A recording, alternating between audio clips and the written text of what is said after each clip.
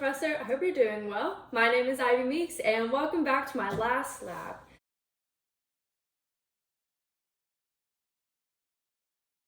Today's lab is gas laws and Charles' law. So the purpose of this lab is going to be to examine Charles' law and further explain the relationship between volume of a gas and temperature. So in this lab, we're going to be taking air confined in a balloon and held at an atmospheric pressure and different temperatures to further examine Charles' law. And in my lab notebook, like always, I have my reference listed, and pictures of this will be posted at the end of the lab. So the materials that you're going to need for this lab, very simple. I have my lab notebook, pencil, calculator for calculations later. You're going to need a balloon, and then a thermometer. And then I also have this string that I measured out, so we can go ahead and find the circumference of the balloon. This is 60 centimeters. And that's all I have for this lab. So moving into the pre-lab questions. Our first question deals with conversions of temperature. We're given 3 different temperatures listed in Fahrenheit, and our job is to convert them to Celsius and then to Kelvin. So when converting to Celsius, we'll use the first one. For example, I was given 70 degrees Fahrenheit. So I take 70 degrees Fahrenheit, I subtract 32 from it, multiply that by 5/9, and I'm given 21.11 degrees Celsius. To find Kelvin, same kind of deal, but one twist to it. So 70 degrees Fahrenheit minus 32 times 5/9 plus 273.15. That's the kick. You add with Kelvin plus 273.15. And so that gave me the answer of 294.26 K. So did the same thing to figure out 30 degrees Fahrenheit and 95 degrees Fahrenheit. Moving on to question 2, that was determining the volume of a sphere. So the formula for that we use is 4/3 pi r cubed. So in this specific problem, we were given the circumference. So we need r for this equation. So you take the circumference divided by 2, that's going to give you your radius. And plug that into the equation, and that gave me my answer. And I remember to put it in centimeters cubed because we're dealing with volume. And our third pre-lab question deals with Charles' law. So Charles' law states that the volume of a given amount of gas is directly proportional to its temperature on the Kelvin scale when the pressure is held constant. So let me say that again. Charles' law states that the volume of a given amount of gas is directly proportional to its temperature on the Kelvin scale when the pressure is held constant. So the equation that we use for this is V1 over T1 equals V2 over T2, and we're solving for V2 in this equation. So I took my 5.5 liters over 273K, and that equals V2 over 300K, and then solve like a normal equation for V2, and I was given 6.04 liters. So now that we're more familiar with converting temperature and working through a problem dealing with Charles' law, we can go ahead and get into this lab. So our first step is going to be blowing up this balloon. Let's get started.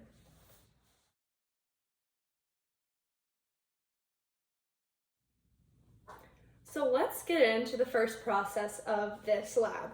So in the experimental plan section of my notebook, I have listed out a chart that's going to help us keep track of some of the data that we're recording. We're going to be recording our initial room temperature, initial freezer temperature, circumference, and volume. So for this first step, we're going to be blowing a 12-inch balloon, so that's going to be 60 centimeter circumference, which I already have measured out with this string. And then we need to take the initial temperature of the room, just room temp, and then we're going to let the balloon sit for 1 hour, come back, and record the circumference again. So first, we need to go ahead and blow this balloon.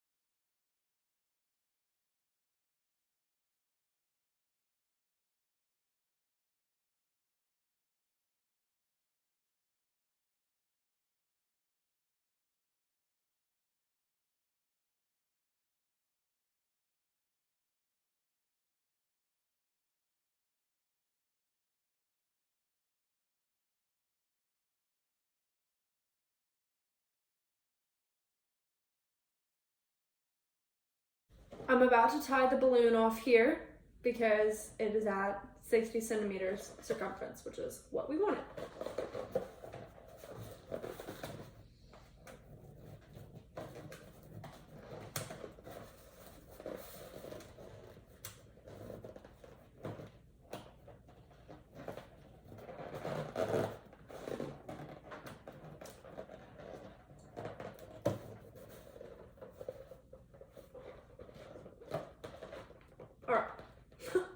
Here's our balloon. Gonna set that right there. Oh, perfect. Okay. Then we are going to go ahead, take our initial room temperature. So I'm gonna let this kind of sit here for a couple minutes and we'll write down what the room temperature is.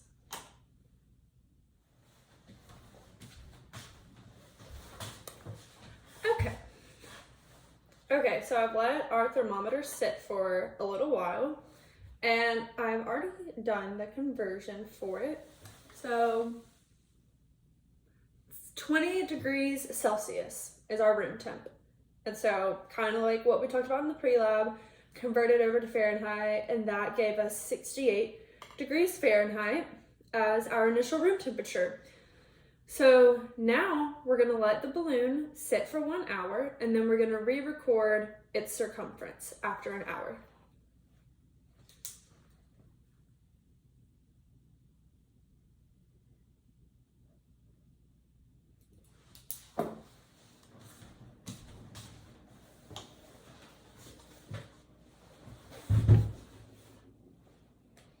All right, so we've left our balloon sitting for an hour now. So we are going to measure the new circumference of the balloon. So start with my string in the middle. Oh.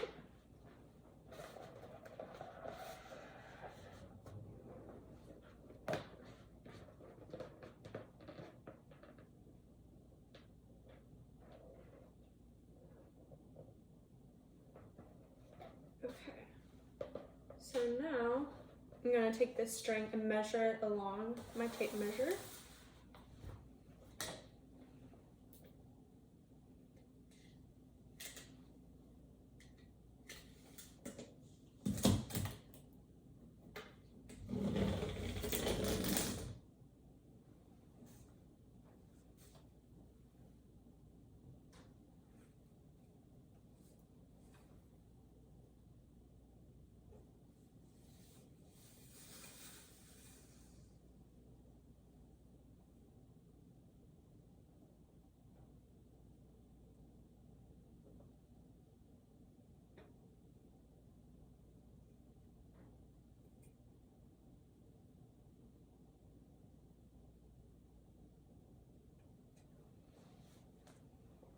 All right, so that is 22.5 inches.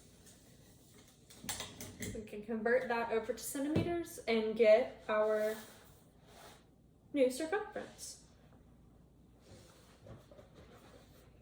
All right, so we've done the first step of our lab. We've taken the initial temperature at room temperature and calculated the circumference before and after an hour. So our original circumference was 60 centimeters. We waited an hour and now we're at 57.15 centimeters.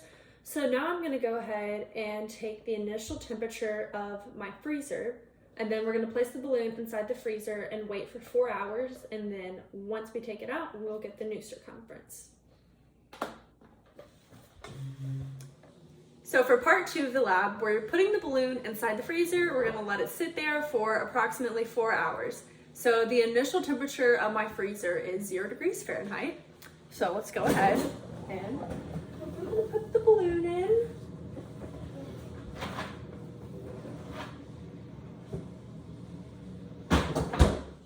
Now we wait for 4 hours.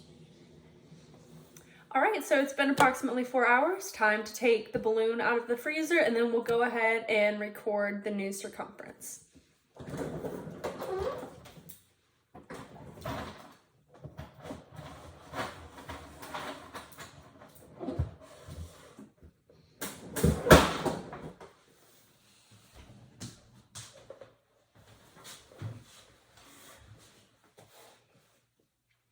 So I have our balloon that has been cooling, and now I'm going to take that same string and determine our new circumference.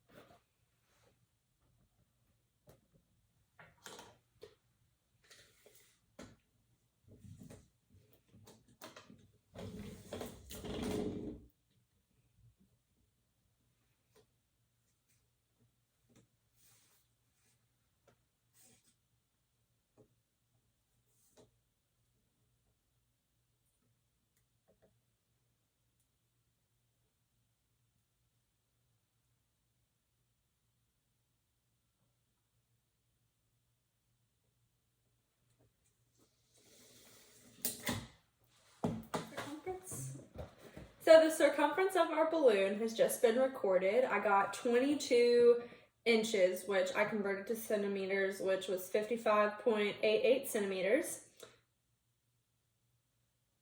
So now, moving along, we're going to calculate the radius. We're going to calculate R1 and R2.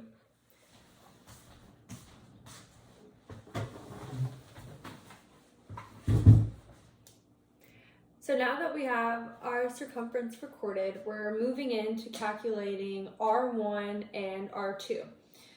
So our circumference for R1, we have 57.15 centimeters. So to find the radius, what we're going to do is divide by 3.14. So 57.15 divided by 3.14. That gives us 18.2 divided by 2. That'll give us 9.1 centimeters.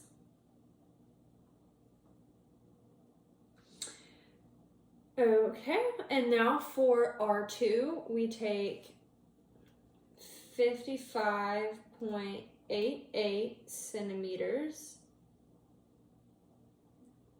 divided by 3.14. Get that answer divided by 2. That gives us 8.89 centimeters. So now that we have our calculations for, I don't know why I'm still wearing these. Now that we have our calculations for both radius, we're going to move into calculating volume, which is going to be 4/3 pi r cubed. So we'll take 4/3 pi, then our r is going to be 9.1 cubed. That'll give us 3156.55 centimeters cubed. All right, and then for V2, same thing, 4/3 pi r cubed, 8.89. And that will give us 2943.02 centimeters cubed. Okay, so moving along, we're going to use the Charles law and calculate T2. So the formula for that is T2 equals T1 divided by V1 times V2. So we're trying to find T2. And T1 we have as 68 degrees Fahrenheit. That was our initial temperature for room temp. But now we want to convert that to Kelvin. So we do 68 minus 32 times 5/9 plus 273.15. And that will give us 293K. Divide that by V1, which we determined was 3156.55 and then we multiply it by V2, which we found to be 2943.02. So let's plug that into the calculator.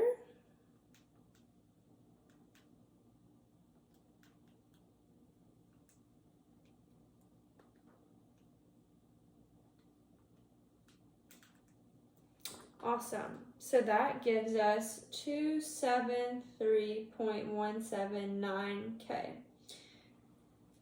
And that is what we got for calculated T2. Now, the next part says to compare calculated T2 with recorded freezer temperature and calculate the percent error. So we already know there's going to be a percent error because multiple things could have happened within this experiment that could have led us to have a slight percent error.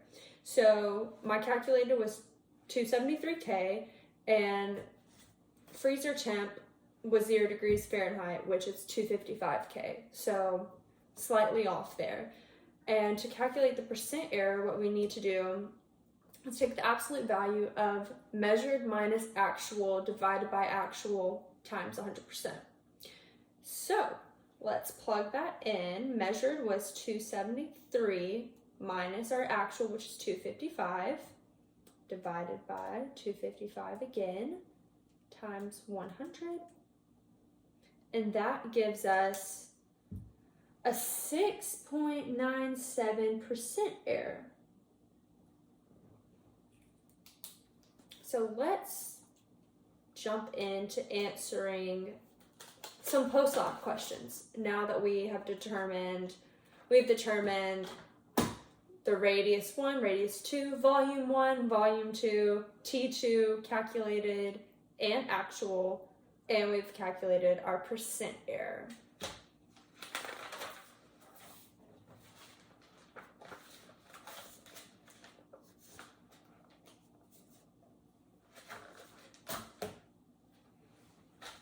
So I'm going to look into answering some of these post-lab questions. I'll be back with my answers.